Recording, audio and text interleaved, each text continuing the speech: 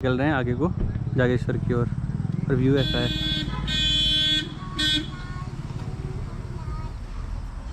क्या मस्त व्यू है।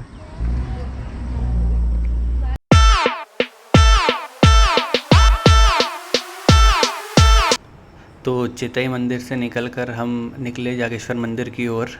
तो यहाँ पे हमने कैमरा पकड़ा है अपनी बहना को पीछे और हम बैठे ड्राइविंग सीट पर। तो हम यहाँ से उनको कैमरा दिया ताकि ज़रा प्राकृतिक सौंदर्य को वो कैप्चर कर सकें। रास्ते में हमें मिली बहुत सारी गाय, भैंस, भेड़ें और ये था मनमोहक दृश्य। तो हमारा प्लान ये था कि यहाँ से निकल के हम जल्दी से जल्दी पहुँचे जागेश्वर और वहाँ पे हमने रूम ले रखा था और वहाँ पे फिर अपना थोड़ा फ्रेशन अप होके थोड़ा मंदिर को ऐसे ही देख के आए। तो पहुँचते पहुँचते वैसे ही हो गया लेट। तो ये था हमारा रूम। यहाँ हम पहुँचे इस करीब 6 से 7 के बीच। तो ये जगह का जो होटल था उसका नाम था शुभम गेस्ट हाउस। तो ये था शुभम गेस्ट हाउस बाहर से। ये जैसे ही आप जागेश्वर मंदिर पे एंटर करते हो तो पहला यही पड़ता है। तो यहाँ पे हमने एक कार यहाँ पे हमारी थी, दूसरी कार वो सामने हमने खड़ी करी। तो रात को पहुँचते पहुँचते लेट ही हो गया था। फिर अंदर रूम पे गए, थोड़ा मुँह हाथ धोया। अब दिखाता हूँ रूम हमारा कैसा था। तो ये है हमारा रूम।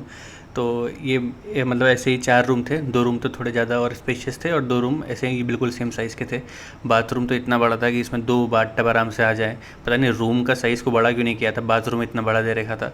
तो ये रूम था, एक बेड लगा था, टीवी था और यहाँ पंखा तो होता नहीं है और ऊपर वैसी रूफ़ होती है तो वैसा था लकड़ी की टाइप। फिर रात को हम निकले, हमने कहा अगर मंदिर ऐसे देख के आते हैं बाहर से ही। तो मंदिर में चल रही थी कुछ पूजा अर्चना लोगों की, तो हम फिर गए नहीं, रात को जाना ठीक नहीं लगा। तो फिर वहीं पे हमने बाहर से देख के आ गए। तो दिन की शुरुआत हमने की है चाय के साथ। यहाँ हम रुके हैं।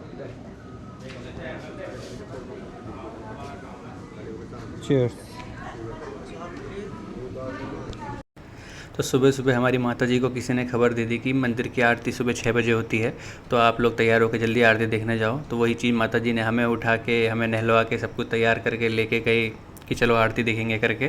तो ये हम सुबह सुबह निकले आरती की देखने की तरफ। और सुबह ये 6 बजे का टाइम का आसपास टाइम था, लेकिन उजाला बहुत ज़्यादा हो रखा था। तो जैसे ही मंदिर परिसर में पहुँचे, बाहर से बहुत अच्छा मतलब लग रहा था कि सुबह सुबह मतलब इतने अच्छे भगवान के दर्शन हो रहे हैं और रोड सब कुछ इतना साफ़ सुथरा। लेकिन वहाँ जाके पता चला कि भगवान की पूजा तो सुबह 4 बजे ही हो जाती है। तो हमारी माता जी को किसी ने गलत इन्फॉर्मेशन दी। चलो, लेकिन इसी बहाने सुबह सुबह हमारे मंदिर के दर्शन हो गए।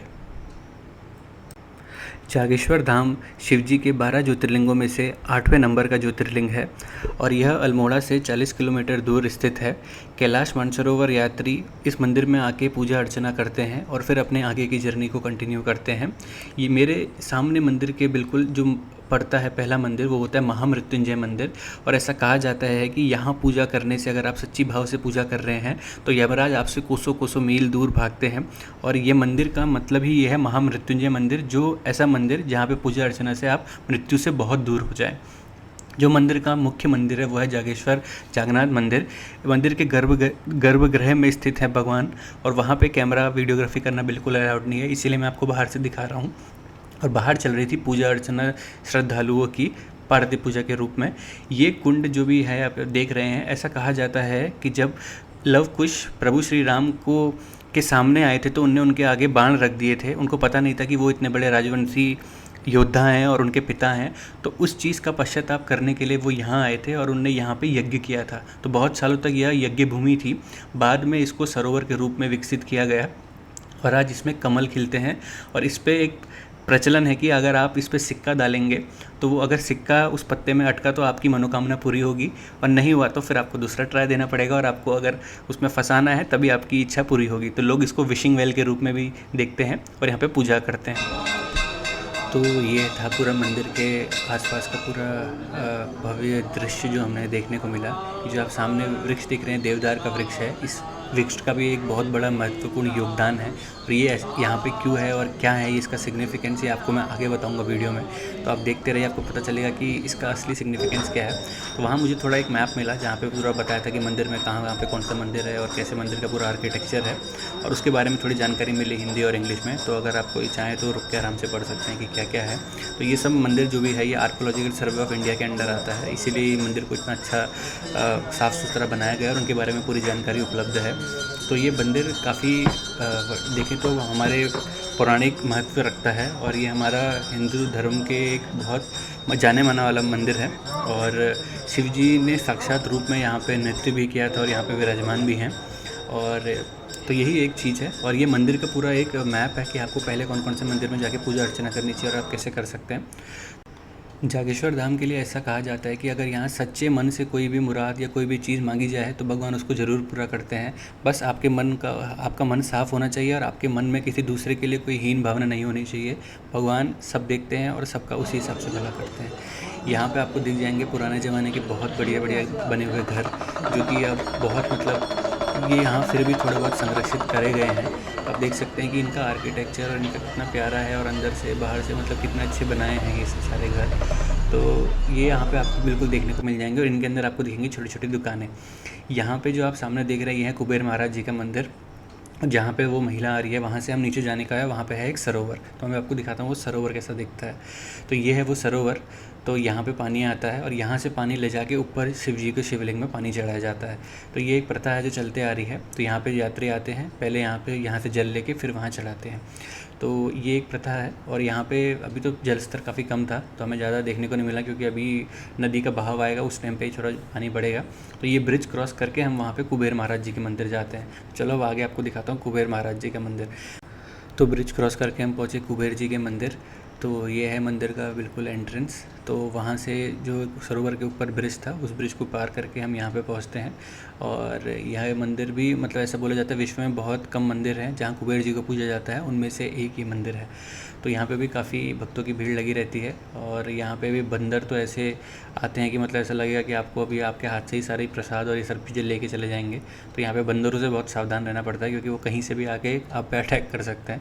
तो इस चीज़ का ज़रूर ध्यान दीजिए अगर आप कभी वहाँ जा रहे हैं तो। और यहाँ से ये पूरा जागेश्वर धाम ऐसा दिखता है। सामने वो है मेन रोड जो कि आगे जाती है और आगे फिर नैनी करके जगह पड़ती है, वहाँ लास्ट तक जाती है। तो यहाँ पे बंदरों का कुछ अपना ड्रामा चल रहा था, लड़ने में लगे थे। और यहाँ देखने को मिला मुझे गजब चीज़, यहाँ कुत्ते और बंदर की लड़ाई चल रही थी। जैसे आपने देखा होगा एक बार ऐसा केस आ रहा था कि कुत्ते बंदर के बच्चे को मार दिया, फिर बंदर ने कुत्ते को पिल्लों को बहुत जगह से गिराने लग गए। तो रियल में मैंने देखने को मिला कि कुछ तो पंगा है कुत्ते और बंदर के बीच में, ये लड़ते ही रहते हैं और यहाँ पर भी ये लड़ रहे थे। और यहाँ पे मुझे देखिए प्यारी प्यारी चीज़ें जो अगर जैसे हम बोलते हैं कि हर जगह के अपने सोवेनियर्स होते हैं जो हम ले जा सकते हैं, तो सेम चीज़ यहाँ से भी आप आके छोटी छोटी चीज़ें आप ले जा सकते हैं अपने परिवार वालों के लिए या अपने किसी परिचित लोगों के लिए।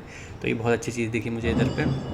बाकी ये सारे यहाँ पे मंदिर हैं और इतने छोटे छोटे रूप में मंदिर हैं और यहाँ मेन पूजा कुछ ही मंदिरों में होती है, बाकी छोटे मंदिरों में सिर्फ खिचड़ी चढ़ाई जाती है। और ये टोटली आपको देखने को मिलेगा कि आप हर एक कदम में आपको एक छोटा मंदिर देखने को मिलेगा।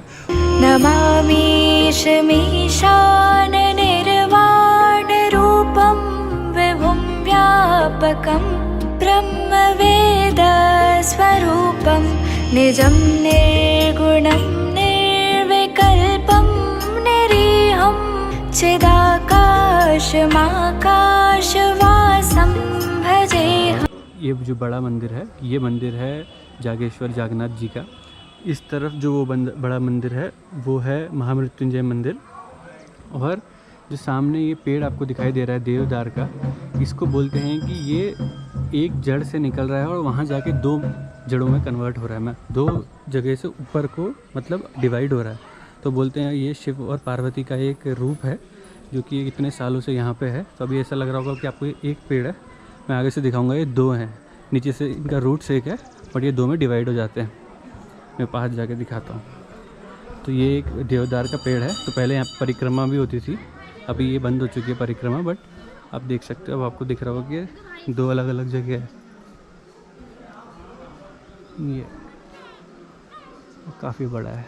और ये है केदारनाथ मंदिर, वो अन्नपूर्णा, ये वाला वही हमारा जागेश्वर जागन्नाथ मंदिर। तो और इधर पे टोटली 125 टेम्पल्स हैं, उसमें से 108 शिवलिंग है और 17 अलग मंदिर हैं। तो ये है टोटली, इसलिए इसको धाम की उपाधि मिली है। और बस यही है एक थोड़ा सा इन्फो। निराकार मोंकार मूलम तुरीयम गिरा ज्ञान गोतीत मीशम गिरीशम करालम महाकाल कालम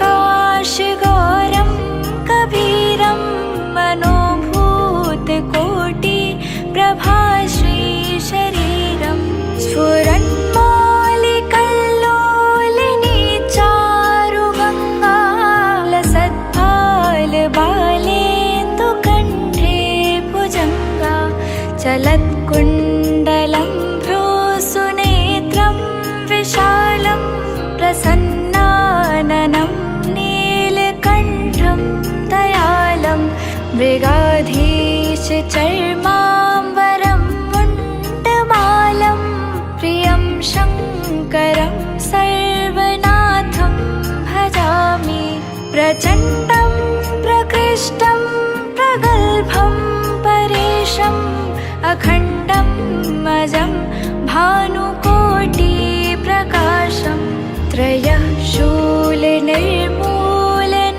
शूलपाणिं भजेऽहं भवानीपतिं भावगम्यं कलाति